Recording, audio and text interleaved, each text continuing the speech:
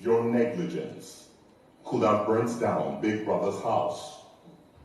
And your biggest concern when you return to a house that reeks of smoke was the whereabouts of your food. Do you think that was ideal?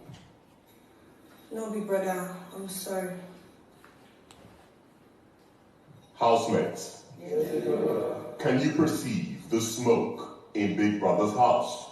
Yes, Big Brother.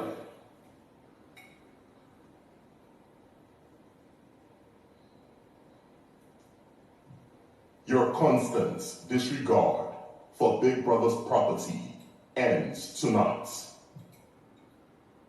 For the next 1 week, you are not allowed to use the new microwave oven.